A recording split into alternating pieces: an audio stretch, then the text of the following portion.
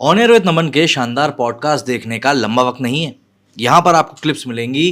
Clips में देखकर आपको ऑलमोस्ट पूरे पॉडकास्ट की थोड़ी जानकारी तो मिल जाएगी। और अगर ये मिनी क्लिप अच्छी लगे तो डिस्क्रिप्शन में पूरे पॉडकास्ट का लिंक भी दिया गया है, उस पर जाकर इस पॉडकास्ट को जरूर देखिए। तो सर हम बात शुरू करते हैं मेन मेंटल हेल्थ। मतलब ये एक्चुअली में कुछ है भी या सिर्फ एक वुमेन एम्पावरमेंट के अगेंस्ट में आदमियों ने एक हवा बना दिया है? काश ये हवा ही होता।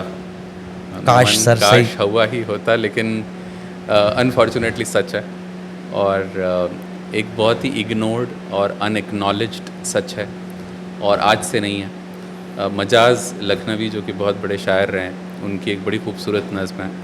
उस नज़्म का हिस्सा है कि जी में आता है ये मुर्दा चांद तारे नोच लूँ, इस किनारे नोच लूँ और उस किनारे नोच लूँ, एक दो का जिक्र क्या सारे के सारे नोच लूँ, ए गमे दिल क्या करूँ, ए वहशत दिल क्या करूँ।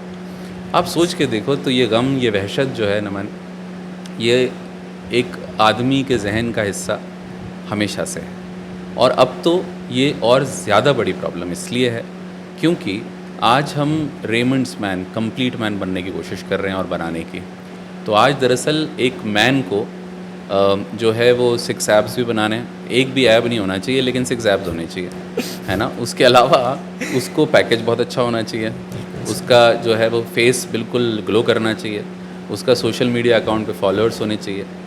उसको अपनी ज़िंदगी में अगर उसने स्कूबा डाइविंग नहीं की तो क्या किया। मतलब एडवेंचर ज़रूरी है। हाँ, हनीमून पे उसको बाली के अलावा कहीं और जाना ही नहीं है। अगर थोड़ा और जाके स्विट्ज़रलैंड तक अफोर्ड कर पाया तो बेहतर है।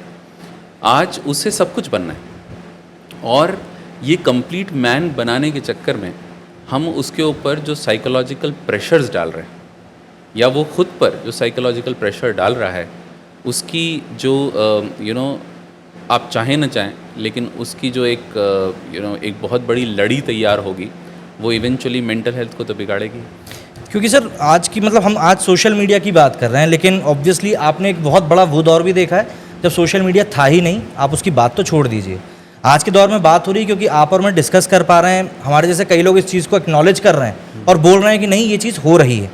तो इसके पहले का जो दौर था उसमें तो कोई शायद इस चीज़ को मानता ही नहीं था कि ऐसा कुछ है। मतलब अगर आप एक मर्द हो, अगर आप एक लड़का हो, तो आपको पैसे कमा के टेबल पे रखने, फिर ये मैटर नहीं करता कि आप एक आर्टिस्ट की ज़िंदगी जीना चाह रहे हो। आर्टिस्ट की ज़िंदगी में ऑब्वियस सी बात है, स्ट्रगल्स होते हैं, सब चीज़ें होती हैं, और सबसे बड़ी बात है कि स्टेबल लाइफ नहीं होती। तो आज हमें सडनली क्यों ऐसी ज़रूरत पड़ रही है कि हमें इस बारे में डिस्कस करना पड़ रहा है? उसके 3 रीज़न्स हैं नमन। पहला रीज़न है मोटिवेशन एडिक्शन। देखिए, हमारी सोसाइटी इतनी मोटिवेशन एडिक्ट कभी रही ही नहीं जितनी अब है। अब जो है आपको ऑलमोस्ट हर दिन अच्छा महसूस करने की खुजाल है, और एक भी बुरा दिन जो है वो आदमी अब सहन नहीं कर सकता। सबा का बड़ा खूबसूरत शेर है दैट गुलशन की फ़कत फूलों से नहीं, कांटों से भी जीनत होती है, जीने के लिए इस दुनिया में गम की भी ज़रूरत होती है। लेकिन अब हमें गम नहीं चाहिए। अब हमारे जो इमोशंस का पैलेट है ना नमन, उस पर हमको पिंक, पर्पल और ब्लू ही चाहिए। अब उसके ऊपर हमको ब्राउन, ब्लैक नहीं चाहिए, और ये पहले कभी रहा ही नहीं। अब दरअसल मैंने एक कोट लिखा था, मुझे बड़ा पसंद है, खुद ही का है। वो ये है कि desire to be happy every day is the most unhealthy desire. और ये अनहेल्दी डिज़ायर पहले कभी नहीं थी। पहले सुख जो था ना, एक साझा कॉन्सेप्ट था।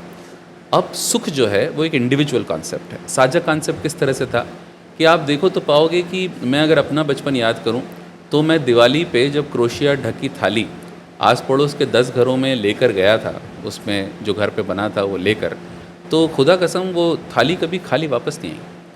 तो वो एक साझा कॉन्सेप्ट था। आज दरअसल सुख साझा कॉन्सेप्ट नहीं है, it is an individual construct, it's a personal feeling. तो पहला रीज़न जो है वो है मोटिवेशन एडिक्शन, जो कि पहले कभी नहीं रहा। दूसरा है माइग्रेशन। क्या है, पहले माइग्रेशन इतना नहीं था, तो अब क्या है, अब जो है वो इंसान जो है, स्पेशली मैन जो है, वो गांव से कस्बे में आ रहा है, कस्बे से शहर में, छोटे शहर से बड़े शहर में, बड़े शहर से बड़े देश में, बड़े देश के छोटे शहर से छोटे बड़े शहर की तरफ जाता हुआ साइकिल है वो, कंटिन्यूस माइग्रेशन कर रहा है वो। अब इस माइग्रेशन में वो बहुत खूबसूरत शेर है वो कि अब मैं राशन की कतारों में नज़र आता हूँ, अपने खेतों से बिछड़ने की सज़ा पाता हूँ। तो मेरा ऐसा सच में मानना है कि आप जब माइग्रेट होते हैं तो आप जो हैं वो अपने रूट्स जो हैं उनसे लगातार अलग होके एक लेस एंकर्ड लाइफ जी रहे होते हैं। और वो जो एंकर्ड न होने की कॉस्ट है ना, वो मेंटल हेल्थ पे है। तो पहला मोटिवेशन एडिक्शन, दूसरा माइग्रेशन, और तीसरा हम सबको समझना पड़ेगा कि अब हम सब जो हैं वो मनी माइंडेडनेस की तरफ जा रहे हैं। ये मनी माइंडेडनेस जो है वो बड़ी तकलीफ देगी। वो एक बड़ा खूबसूरत डायलॉग था, मुझे एक इंग्लिश फिल्म का डायलॉग था, that now the problem is that we are spending money we have not earned to buy things we do not need so that we can impress people we do not like. अब Simple ये सा फंडा देखिए, है। ये money mindedness जो है ना नमन, इसने बड़ी तकलीफ दी है। वो जो एक बड़ा खूबसूरत तुमने कहीं आहिस्ता आहिस्ता का एक वो है, जगजीत सिंह गज़ल का एक शेर है कि जवां होने लगे जब वो तो हमसे कर लिया पर्दा, हया यकलक ताई और शबाब आहिस्ता आहिस्ता।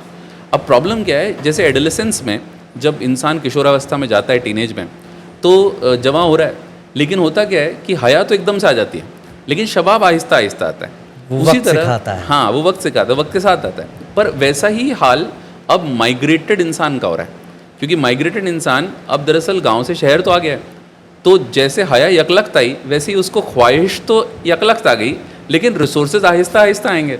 पर अब दिक्कत क्या है कि ख्वाहिश एकदम से आ गई, रिसोर्सेज आहिस्ता आहिस्ता आ रहे हैं, तो इस गैप की परिणति क्या होगी? मेंटल हेल्थ में प्रॉब्लम।